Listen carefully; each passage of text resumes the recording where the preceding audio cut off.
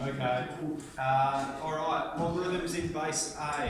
So it's good. I think we're like lots of people are understanding it well. So we'll go through this part, but I wouldn't expect you to finish this exercise tonight because we're making pretty good progress. Okay. So just to begin with, we're introducing some equivalent exponential statements. All right. So we've got log in base 2 of 16 equals 4. Alright, what does it mean? It means 2, so the base, to the power of 4 equals 16.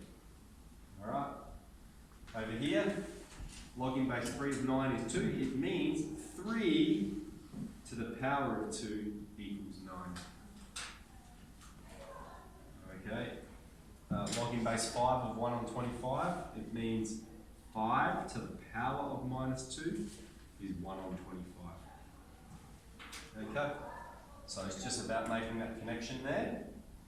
Then we do the opposite. We start with the exponential statement and it wants us to make a logarithmic statement. So our base here is 2, so we have log in base 2 of 32 equals 5.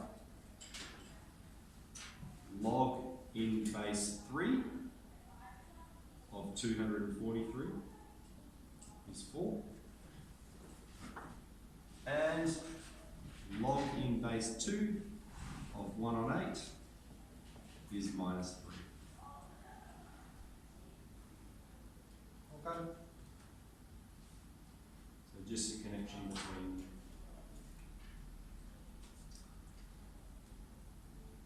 So then here, I'll go this way a little bit.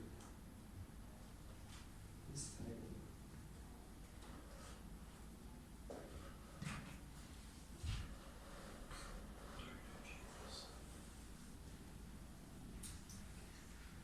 So then over here, now we're looking at the real application of logs in a different base. So remember, we were talking about logs in base 10 to begin with, and you didn't notice this 10 written here. It was just log of 100. If there's no number written there, it's base 10. Okay?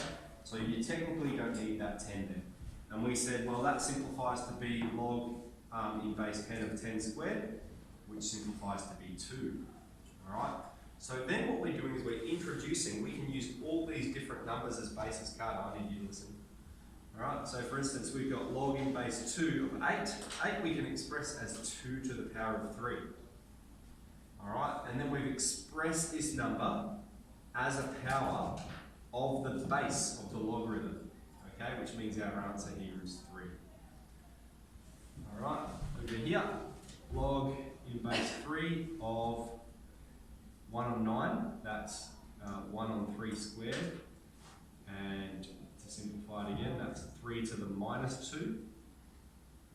Alright, we've expressed it as a power of the base. So it simplifies to be the power. And then we can even express it in terms of a pronumeral. So it's not a number, it has some value, it could be any value. But we've got log in base A of A root A. So here we need to collect those. That's A times A to the power of a half. Now A by itself is A to the power of 1. And so then we're going to add the powers together. 1 plus a half is 3 on 2. And so simplifies to be 3 on 2. Okay, there's one more. Is everyone okay if I rub out one? Yeah. Did you say yeah? Yeah. Cool, cool. That's cool. It says solve for x.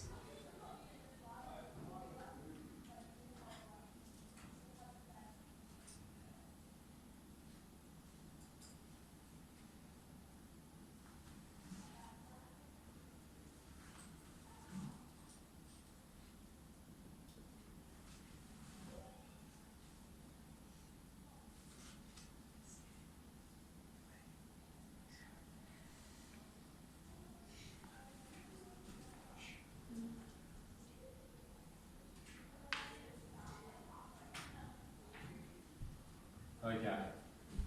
So we saw before when we had base 10, alright, we were using this rule, Alright, we have 10 to the power of log x equals x. And the same rule applies here. If I write it in terms of a, we're talking about base a, we've got a to the power of log in base a of x equals x. Alright, so whatever the base is, here we've got base 2. So we're going to say, let's raise both sides to the power of 2. We're going to have 2 to the power of log in base 2 of x. Alright, putting both sides to the power of 2.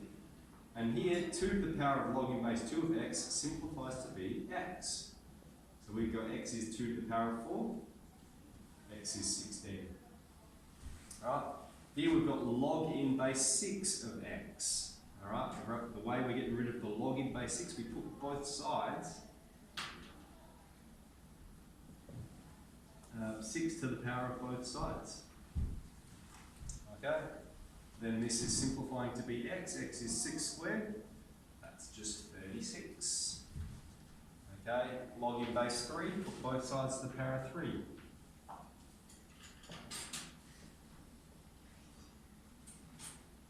To 1.5, I'm not sure off the top of my head. 6.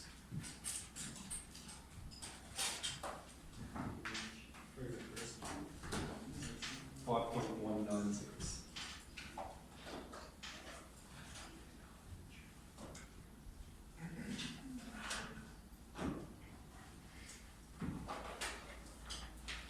Okay, I might just make one statement here, okay, because we've been making exponential statements, we've been making logarithmic statements. Let's look at this one. So the exponential statement is that 6 squared equals 36. And then the logarithmic statement is that log in base 6 of 36 is 2. Okay, so those two statements that we were answering right at the start, those are the connections we're making. So that's enough to do all of 13b, but I just reckon maybe do 10 minutes of it.